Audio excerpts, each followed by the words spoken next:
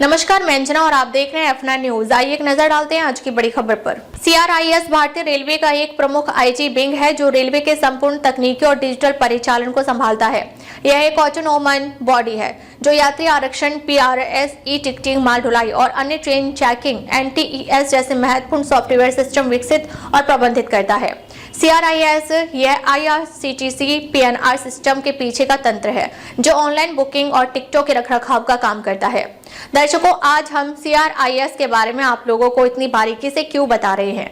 ये इसलिए कि बीते दिनों रेल भवन में रेलवे सुरक्षा बल के निदेशक DG RPF सोनाली मिश्रा के द्वारा एक आदेश निकाला गया जिसमें RPF और RCSF के स्थानांतरण पदस्थापना से संबंधित जितनी भी जोनल और मंडल स्तर के RPF बल सदस्यों के स्थानांतरण पदस्थापना किए जाएंगे वह सभी CRIS प्रणाली के तहत किए जाएंगे। यानी कि जो मैनुअल तरीके से जोनल IG और मंडल में बैठे कमांडेंट स्तर के अधिकारी स्थानांतरण पदस्थापना बल सदस्यों के करते थे वह अब CRIS प्रणाली के माध्यम से किए जाएंगे। TMM यानी कि ट्रांसफर मैनेजमेंट मॉड्यूल के अंतर्गत दर्शकों बता दें कि TMM प्रणाली के लागू होने से बड़े स्तर पर भ्रष्टाचार होने के संकेत होने के अंदेशे हैं।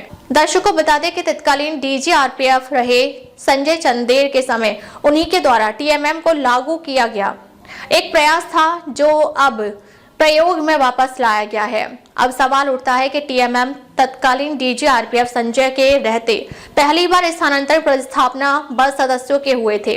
उस दौरान देखा गया था कि उस स्थानांतरण पदस्थापना में ज्यादातर वैसे बल सदस्यों की तैनाती संवेदनशील RPF पोस्टों में हुई थी जो दागी किस्म के इंस्पेक्टर थे। पर संजय चंद्र के अवकाश उपरांत उनकी जगह पर आए मनोज यादव ने इस TMM प्रणाली पर रोक लगाते हुए वापस पहले की भांति मैनुअल तरीके से जोनल IG और डिवीजन में बैठे कमांडेंट को यह अधिकार दिया गया कि आप अपने अपने डिवीजन और जोन में खुद से स्थानांतरण पदस्थापना अपने अपने बल सदस्यों का कर सकते हैं।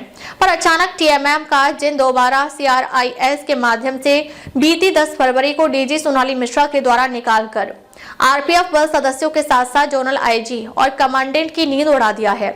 और नींद उड़ना भी स्वाभाविक है क्योंकि CRIS प्रणाली में बड़े स्तर पर घपले घोटाले के होने के संकेत भी अभी से जताए जा रहे हैं। और बड़ी बात यह कि जोनल IG और कमांडेंट के जो अधिकार थे उस अधिकार को भी TMM के माध्यम से छीन लिया गया है। फिर तो जोनल IG और कमांडेंट बस एक पद मात्र रह जाएगा। मतलब कि जोन और डिवीजन का मास्टर की यानी कि सारे रिमोट कंट्रोल नई दिल्ली स्थित रेल भवन में रहेगा। बेबस लाचार जोनल IG हो जाएंगे। मतलब कि IG के पद सिर्फ एक पद भर रह जाएगा।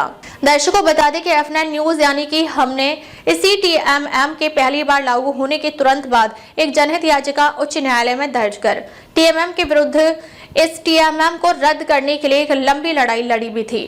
इस जनहित याचिका के बाद ही तत्कालीन DG रहे मनोज यादव ने इस संबंध में संज्ञान लेते हुए TMM प्रणाली पर रोक लगाते हुए मैनुअल प्रणाली को वापस से लाए थे। खबरें जो सवाल बनाती हैं, खबरें जो आपका इम्तिहान लेती हैं, तथ्यों की गहराई में उतरकर हम करते हैं हर साजिश का पर्दाफाश। खबरें जो आपको सोचने पर मजबूर कर दें, खबरों से कोई समझौता नहीं, खबरों की सफर की एक नई शुरुआत।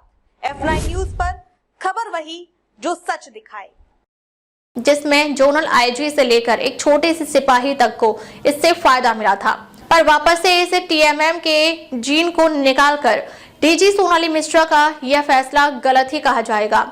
यहाँ ये कहना गलत ना होगा कि इसमें इस प्रणाली को लागू कराने वाले रेल भवन के ऐसे कुछ RPF के ही IG थे जो तत्कालीन DG संजय चंदेर को उनके षड्यंत्र में शामिल करवाकर TMM को लागू करवाया था।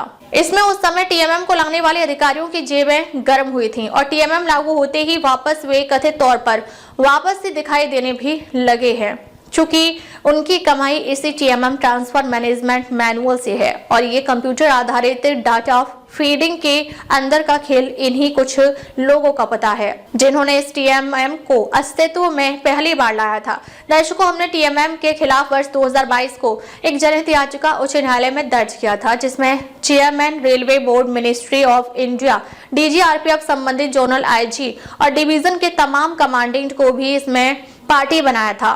जनहित याचिका के दर्ज होते ही रेल भवन में इसकी हलचल भी देखी गई थी। हमने बताया था कि TMM has not been mentioned either in the RPF Act 1987, RPF Rule 1987 that the word TMM is used for the first time by the Railway Authority for transfer and posting of enrolled member of force in country of the provision of the RPF Establishment Manual 2019 that many members of the force who were transferred are facing department proceeding and agents.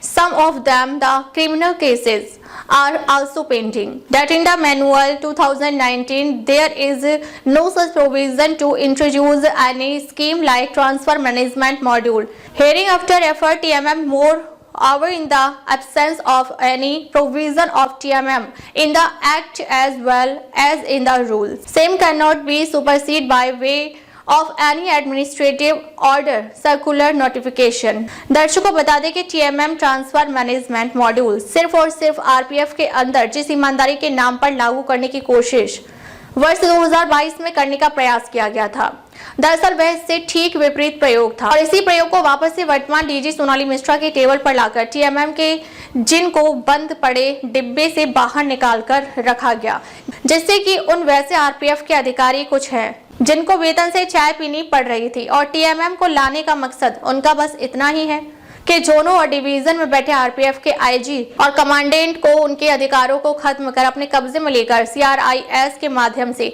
अपनी जेब गर्म करना। दर्शकों ये भी बता दें कि TMM सिर्फ और सिर्फ वैसे कुछ जयचंदों की उपज थी जिन्हें कभी जोन और डिवीजन जाने का मौका मिले ही नहीं और उन्हीं RPF के अधिकारियों के द्वारा तत्कालीन DG रहे संजय चंदेर को अपने बस में करते हुए RPF में एक नई दलाली प्रथा जो TMM के नाम पर लाया गया था पर F9 न्यूज के द्वारा जनहित याचिका दर्ज करते ही ये TMM का जिन डिब्बे में बंद भी हो गया था। जरा सोचे दर्शकों की सेवानिवृत्त DG मनोज यादव के DG रहते ये TMM को क्यों नहीं प्रभाव में लाया गया था? क्या उनको ये डर था कि जनहित याचिका F9 न्यूज के द्वारा उच्च न्यायालय में दर्ज हो चुकी है और जब इस मामले में उनके विभाग को इस मुद्दे पर हार का मुंह देखना होगा तो क्यों ना इस TMM के जिन को किसी डिब्बे में बंद कर दें और ऐसा हुआ भी था।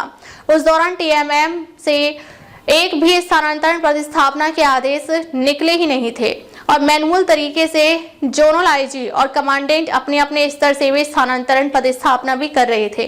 किसी भी तरह का कोई भ्रष्टाचार उस दौरान हुआ भी नहीं पर अचानक से TMM का जिन आकर RPF में जो शांति थी वह भंग हो गया। दर्शकों हम इस मुद्दे पर वापस उच्च न्यायालय का रुख करेंगे और TMM का यह जिन दोबारा से किसी मजबूत डिब्बे के अंदर डालकर बंद कर देंगे। नई दिल्ली से F9 न्यूज के लिए एडिटर असीम कुमार सामंतों की रिपोर्ट। दर्शकों हम बहुत जल्द F9 न्यूज को OTT प्लेटफॉर्म पर ला रहे हैं 24/7 जिसमें देश और दुनिया की तमाम खबरें आप लोगों को देखने को मिलेंगी। अब तक के लिए बस इतना ही, फिर मिलते हैं एक ऐसी ही बड़ी खबर के साथ। तब तक के लिए नमस्कार और देखते रहिए F9 न्यूज। खबर बड़ी और खास होगी, असल वजह की तलाश होगी, दुनिया भर के हर गांव, शहर, गली, मोहल्ले पर नजर हमारी होगी। खुलेंगी पर्दें, जहन में उठे हर सवाल की बात होगी, हर वो जवाब जो है आपके लिए जरूरी, जिम्मेदारी हमारी होगी। हमारी खबरों में कुछ हटकर होगी बात। देखिए सिक्के के दोनों पहलू F9 न्यूज के साथ।